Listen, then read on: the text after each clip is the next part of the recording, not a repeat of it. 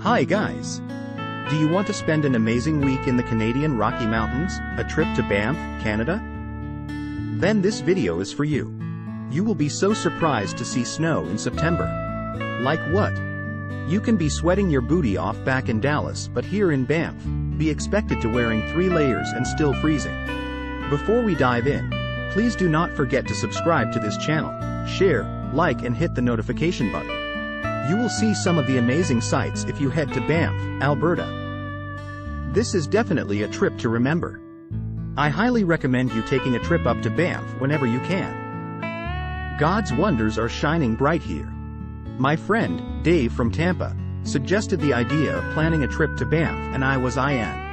I love being able to travel with friends and I was swooned by the beautiful lakes and nature in Canada from my previous trip to Pacific Rim. We got together and planned a 4-day trip in beautiful Banff, near Calgary. 4 days was plenty to both enjoy downtime and take advantage of the sights to see in the area. Sharing my Banff travel guide for you below on all the best places to stay, things to do, places to eat, and of course what to wear. So excited to share our journey in this video. Hopefully this helps you plan your trip to Banff. Let me know your favorite things to do in Banff in the comments below. Let's start from the airport arrival. We flew into Calgary, which is the closest airport to Banff. It is an hour drive to Canmore and 1.5 hours to Banff. The drive is beautiful. Always make sure you allow time for customs when leaving Canada too. I hope this Banff travel guide helps you if you are planning a trip to Banff. It was hands down one of the prettiest places I have ever been and we can't wait to bring Laura. When deciding what time of the year to travel to Banff, you need to first ask yourself what activities you would like to do. Hiking, skiing, or general sightseeing. There are times for each and I have recapped them below. December mid-April, best time for skiing and winter activities. Keep in mind that leading up to Christmas until New Year's is a busy time of year and hotel prices go up. We will be making a trip back for sure when it snows. Mid-April June this time of year the summer activities have not started yet and the lakes are still frozen. If you are looking to go for general sightseeing, you can get a fantastic deal on flights, lodging. Just be sure to keep in mind that activities can be slim to none. June mid-October peak season. This is when the summer activities are in full swing. Hiking, camping, canoeing, etc. June is known to be the wettest month of the year in Banff. We experienced rain one time while we were visiting, but the week prior it was constant rain. The warmest months are July and August. October-November the winter activities have not started yet and the summer ones are coming to an end. Like a Pearl June, you can get some great deals on flights, lodging, but activities may be slim. A reader commented that the trees are gorgeous this time of year. Canmore Stone Ridge Mountain Resort. We had an absolutely amazing time at this resort. Our suite had 3 bedrooms, 2 bathrooms, a living room with a fireplace, a full kitchen and a balcony. Needless to say, it was more than enough room for us. The location was right on the main street and close to many restaurants and activities. After our trip ended, we both agreed that we would stay in Canmore on our next trip. Fairmont Banff Springs. This hotel is world-renowned and is called the Castle of the Canadian Rockies. The grounds are absolutely breathtaking, major fairy tale vibes, and the staff was extremely helpful. Our room, however, was very small. We booked our stay here kinda late, so we did not have that many options to choose from.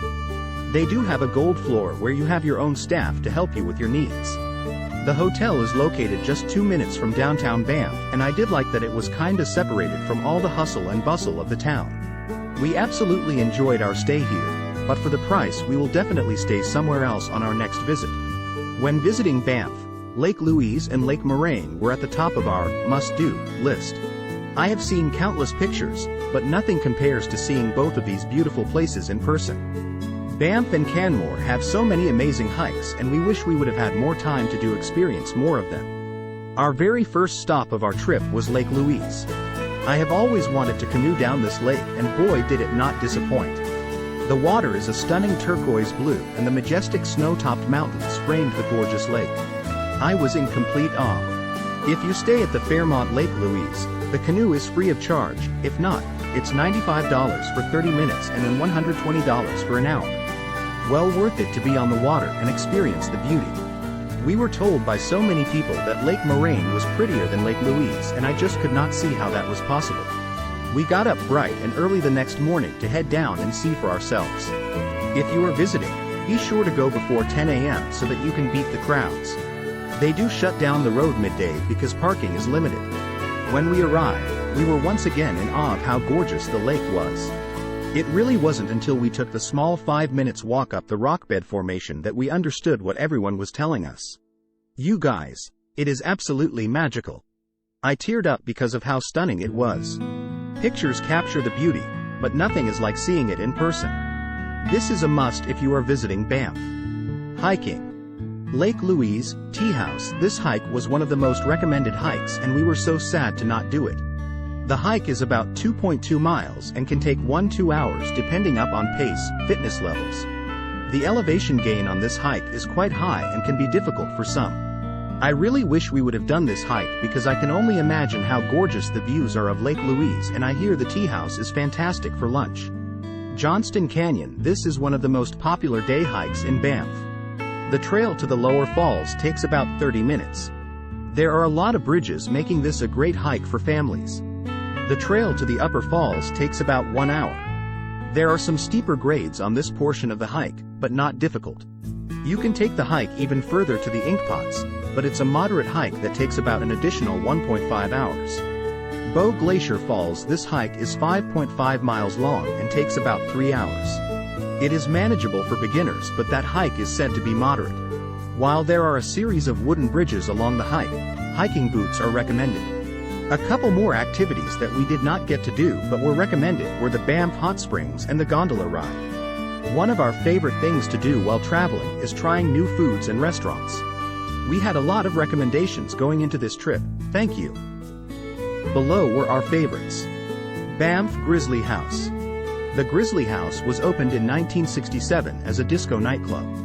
They began serving fondue to comply with the liquor laws and now are known for their amazing fondue. We had this restaurant recommended to us so many times, so we knew it was a must. The menu has other options besides their 14 choices of fondue, but we had to go for what the restaurant was known for.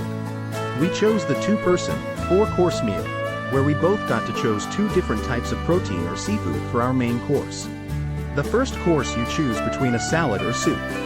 The second course was cheese fondue and it was heavenly. The third course was the main course and we chose the hot rock over the oil to cook our meat, seafood. The last course was chocolate fondue and hands down my favorite. I still dream about that delicious chocolate. We really enjoyed the meal and would recommend it to anyone visiting Banff. Reservations are recommended. The Eddie Burger. We decided to try this restaurant after reading lots of amazing reviews. Drew tried the bison burger and myself the veggie burger. OMG. If you love veggie burgers as much as me, you would love Eddie's version. I was in heaven. Drew loved his burger as well and he had his first experience with poutine here too. Visit Eddie's for lunch or dinner for a great meal. The restaurant is small and stays pretty busy. Park Distillery.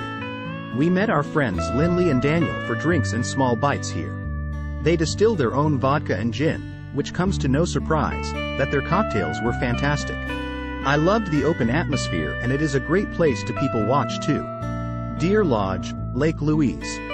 We made a quick stop here for lunch after visiting Lake Louise. I had the ahi tuna salad and Drew the pork tacos. Both meals were wonderful and we loved the patio atmosphere. We glanced over the dinner menu too and it looked amazing. Rocky Mountain Bagel Company. We stopped in here one morning before a hike to grab a quick breakfast. They have tons of different bagel sandwich options and both of ours were delicious. They stay pretty busy, but service is quick. Bow Valley Grill. This restaurant is located inside the Banff Fairmont. We had breakfast here on our last day in Banff. The view from this restaurant is gorgeous and the food is excellent. The restaurant is known for their breakfast buffet. There are so many other restaurants that we wanted to visit, but we had 2 nights dedicated to the wedding festivities. The following ones are on our list for the next trip. The Bison, the Maple Leaf, Banff Brewing Company and the Juniper Bistro.